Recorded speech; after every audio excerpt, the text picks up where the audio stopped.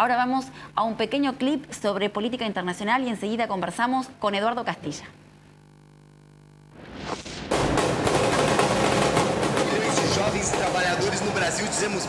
Millones de jóvenes y trabajadores en Brasil dijeron basta. Basta de transporte público a servicio de los negocios privados y los políticos capitalistas. Millones de jóvenes y trabajadores en Brasil se movilizan para decirle basta a los empresarios y los políticos capitalistas, corruptos, que negocian con el transporte público. Los empresarios y los políticos capitalistas corruptos que negocian con el transporte público.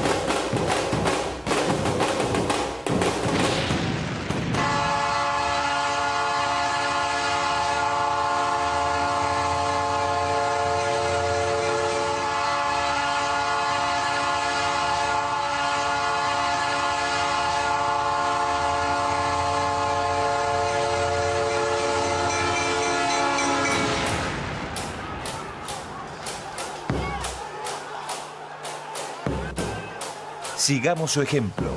Fuera las privatizadas. Hay que nacionalizar el sistema de transportes, bajo gestión de trabajadores y usuarios.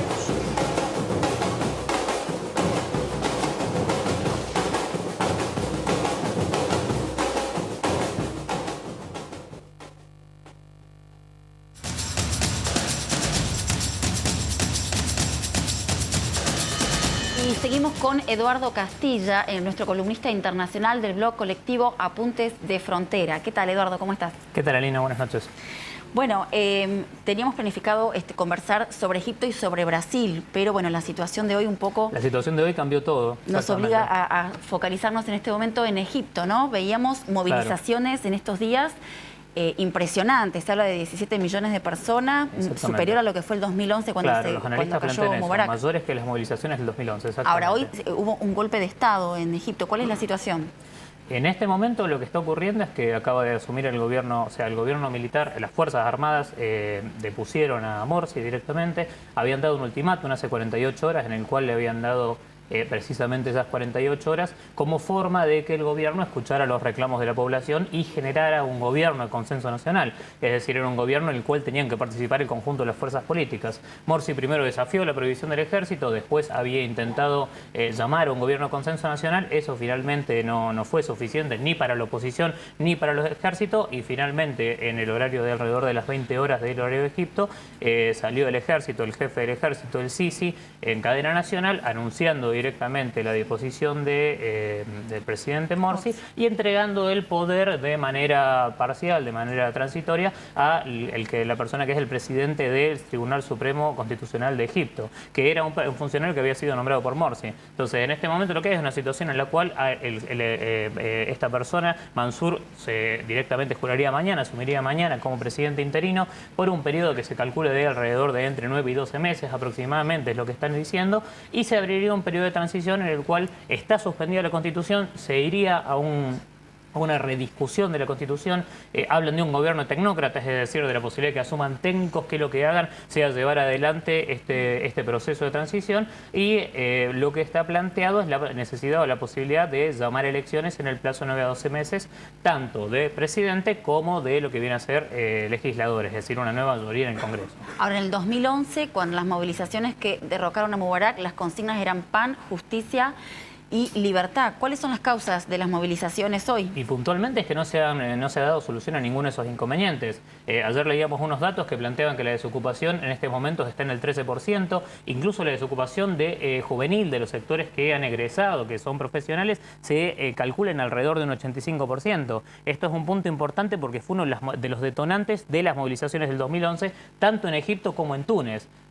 Es decir, entonces lo que hay es un fenómeno de mucha desocupación todavía, una situación de pobreza, es decir, lo que vendría a ser la reivindicación del PAN no ha tenido solución, y lo que vendría a ser la reivindicación de la libertad y la justicia tampoco. Es decir, nosotros durante el gobierno de Morsi, todo lo que pudimos ver en este prácticamente año que pasó desde que asumió, Morsi tuvo un intento de avanzar sobre las libertades democráticas y también sobre lo que es el carácter laico de una parte importante de la sociedad egipcia. Es decir, en diciembre del año pasado vimos la la sanción de una constitución que le daba el carácter islámico a la constitución del Estado.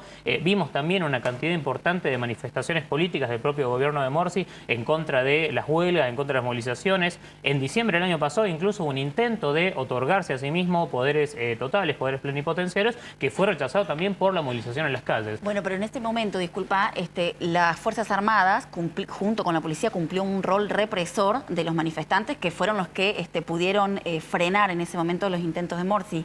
¿Cómo se explica hoy entonces que las Fuerzas Armadas intenten ubicarse en su discurso del lado de los manifestantes? Lo primero que hay que tomar en cuenta es que el ejército egipcio cumple un papel central en la vida política egipcia desde el año 1952. Es decir, cuando asume el gobierno de Nasser, que el general que da junto con otro general dan el golpe militar de 1952, a partir de ese momento el ejército cumple un papel fundamental y va a ser el que va a dirigir el conjunto de la vida política y va a poner los distintos gobiernos, tanto el de Nasser como el de Sadat después, como incluso el de Mubarak. Es decir, después eso va a tomar un carácter político más explícito a través de la fundación del Partido Nacional Democrático, que era el partido de Mubarak. Ahora, el ejército tiene, en primer lugar, un papel central en el régimen político. En segundo lugar, tiene un importante peso en la economía. Según distintos análisis, entre el 8 y el 30% de la economía general de Egipto, en esa franja tiene injerencia el ejército.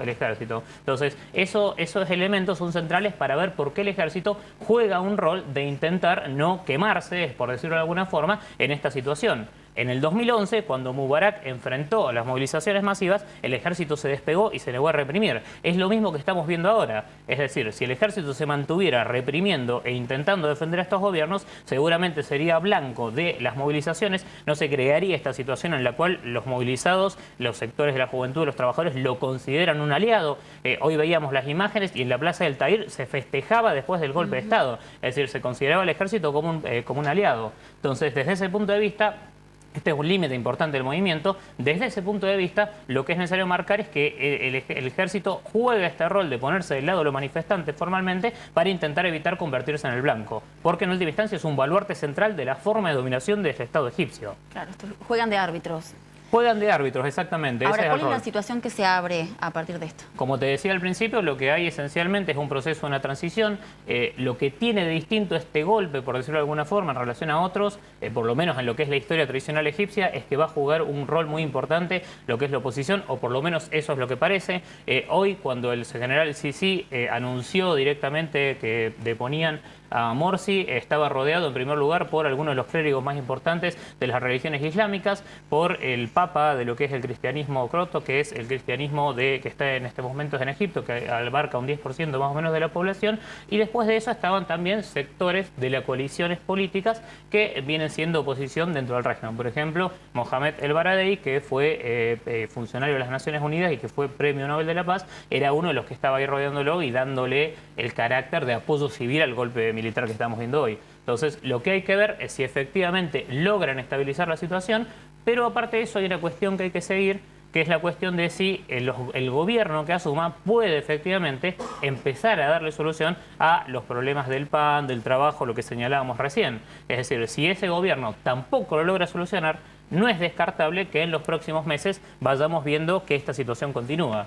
Lo que se está poniendo de manifiesto en Egipto es que es por primera vez en muchos años un proceso revolucionario realmente muy fuerte en el cual las masas, los trabajadores y la juventud van enfrentando los distintos gobiernos y mostrando que al no satisfacer sus demandas los pueden sacar con la movilización.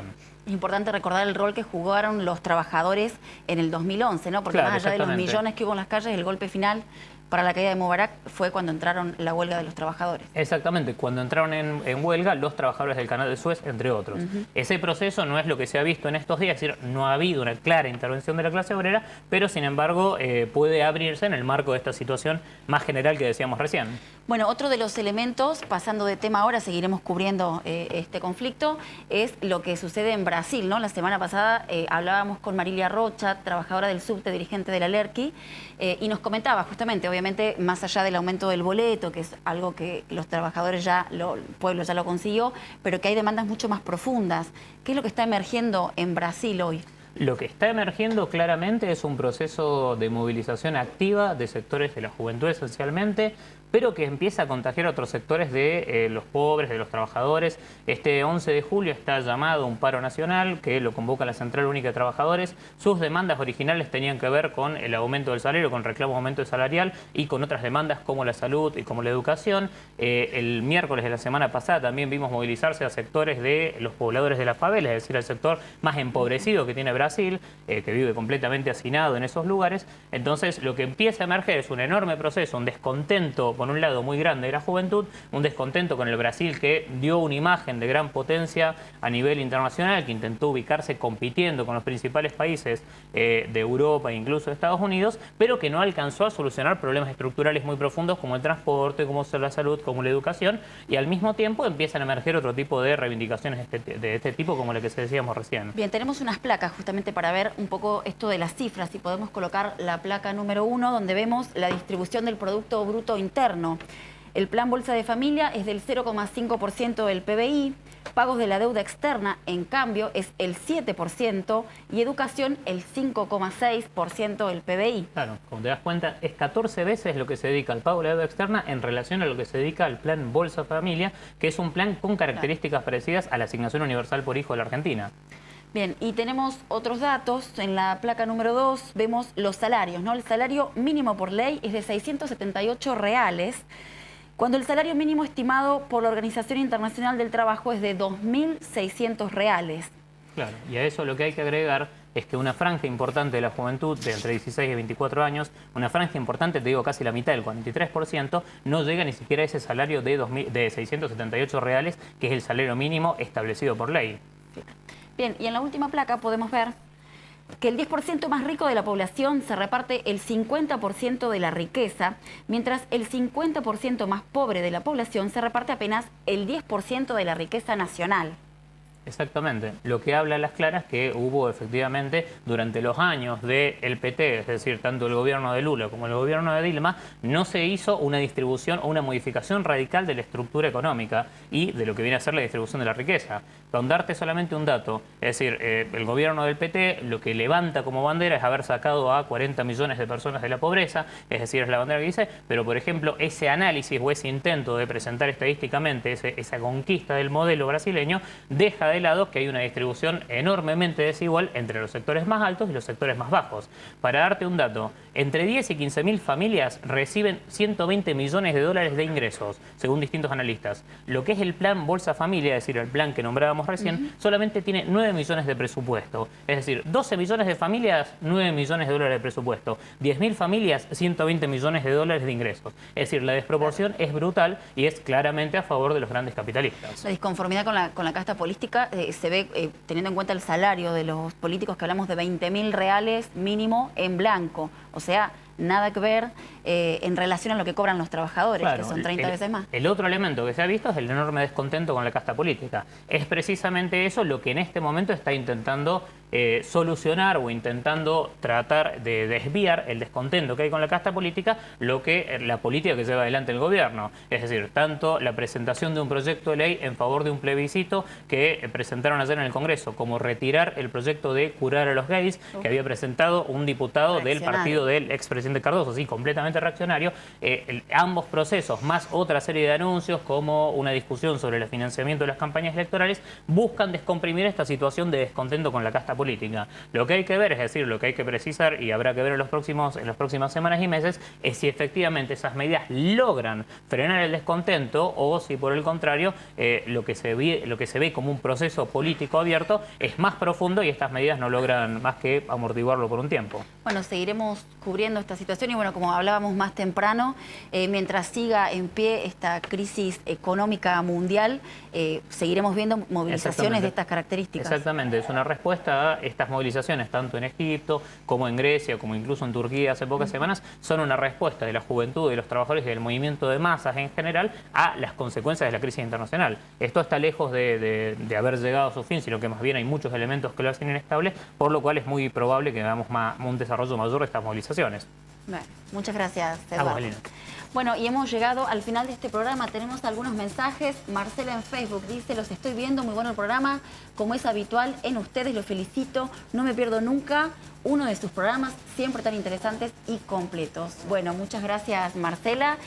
Bueno, muy contentos de haber empezado este nuevo ciclo, así que acompañanos el próximo miércoles de 22 a 23 horas.